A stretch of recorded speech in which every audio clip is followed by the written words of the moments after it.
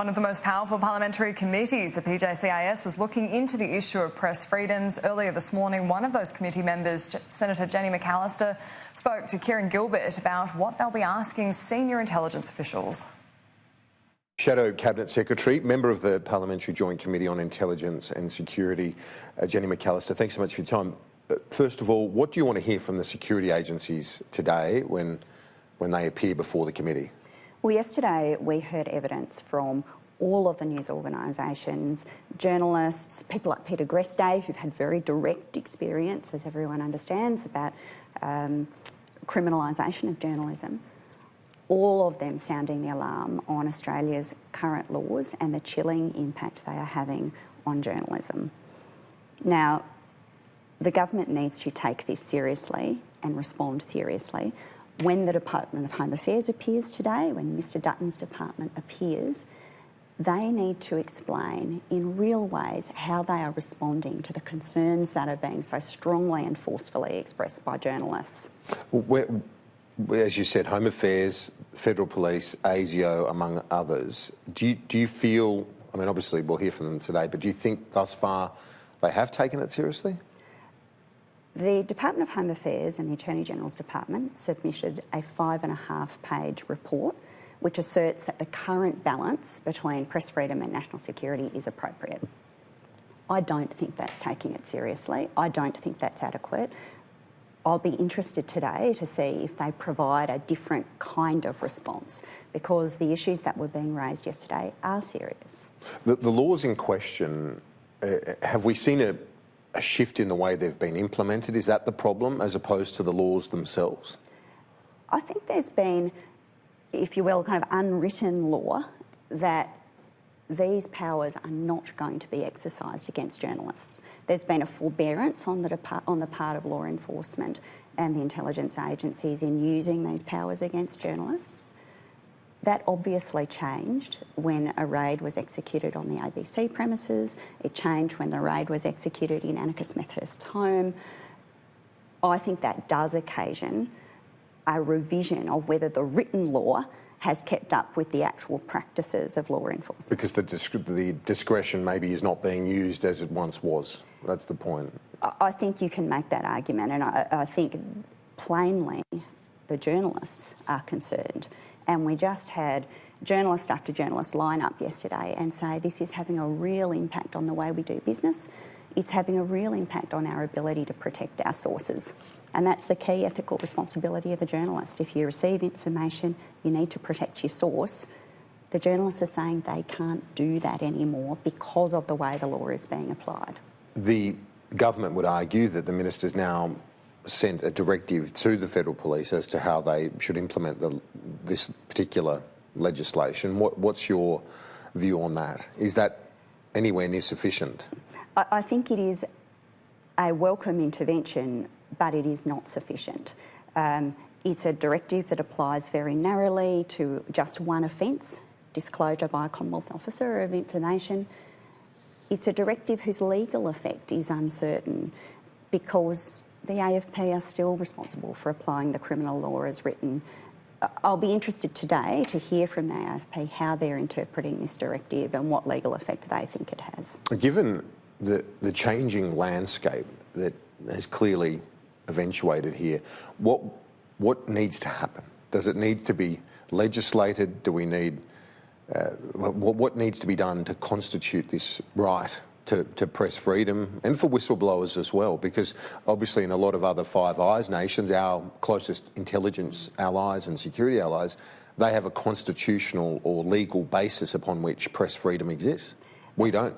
That's correct. And there's some really practical suggestions being put on the table by journalists and media organisations about ways that the law could be changed. For example, they've suggested that when issuing a warrant for a search, it ought to be issued by a judge in a superior court, and that judge ought to have regard for the impact of issuing the warrant on press freedom and weigh whether the national security imperative or the investigative imperative is sufficiently serious to warrant the burden on press freedom that issuing the warrant. And do you think that would be enough of a bar to jump?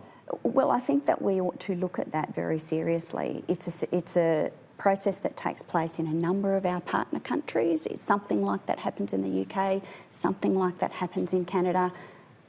I'll be interested to hear from Home Affairs and Attorney Generals today if there's any reason that something like that couldn't happen here. Well, if it happens in the UK and Canada, there's no reason why we should be an outlier in that, is there? I think... Given our judicial system's not that dissimilar. I think looking to the Five Eyes and our Five Eyes partners as models for how to get the balance right isn't a bad starting place. Yesterday, obviously, we saw this attack in Sydney. We're not, I mean, there was obviously mental health issues and other things on the alleged perpetrator that police have touched on, and they're saying not necessarily it was terrorist motivated or whatever else, but I guess it's a reminder of the security risks that face our community and agencies. Do you feel like the threat has diminished in recent years? Yesterday, the Shadow Attorney General said that the threat had plateaued, but unfortunately it's plateaued at a very high level. That's the problem. Plateaued isn't the same as diminished. And there are still really substantial threats in relation to terrorism. We need to be really mindful of our national security. It's our first obligation as lawmakers is to protect national security. I don't see any great change in that regard, but it's also true that if we're thinking about that in the context of press freedom, having a robust press is very protective for our national security also. And this point was made yesterday. News organisations have been have played a really significant role in exposing foreign interference, for example, in recent times. Having a robust media is complementary to national security. It's not corrosive of it, and that ought to be the starting point for the discussion we're having today. And I should ask you before you go, the intervention by the chair of this committee, it's a very influential committee, this one that you're a member of, the Parliamentary Joint Committee on Intelligence and Security. It has briefings from a lot of agencies that most people would not hear from. What did you think of Andrew Hastie's intervention when it comes to the rise of China? Was it appropriate? I think it's good for there to be a public conversation about how we're handling our relationship with all of our neighbours. I think that Mr Hastie's intervention could perhaps have been couched a little more delicately, because when we're speaking to a domestic audience on foreign affairs, we also always have to recognise that we're also speaking to an international audience at the same time. But nonetheless, having a conversation about these things is healthy. Our region is changing. We are going to have to be really deft in the way we carry ourselves in our region over the coming decades. And I think creating a culture where we can have a public conversation about that is a positive thing. Do you feel that the substantive points he made were accurate, whereas, and possibly the one analogy or two analogies that he made, which were historical, maybe created the criticism, but the fundamental points that were made were legitimate? Perhaps I could put my own view on the table rather than critiquing Mr Hastie's view. China wants to play a different role in our region to the one that it's played in the past, and I think the nature of that role is one that is going to be the subject of discussion between China and all of its neighbours, and we ought to be really active participants in that discussion.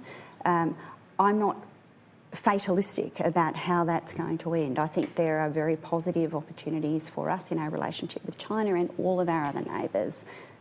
We ought to approach all of the actors in our region with respect, with optimism, but also with realism, and that's the way we shape our own destiny in the region rather than have it dictated to us by others. Shadow Cabinet Secretary Jenny McAllister, thanks so much. Great to see you. Appreciate it.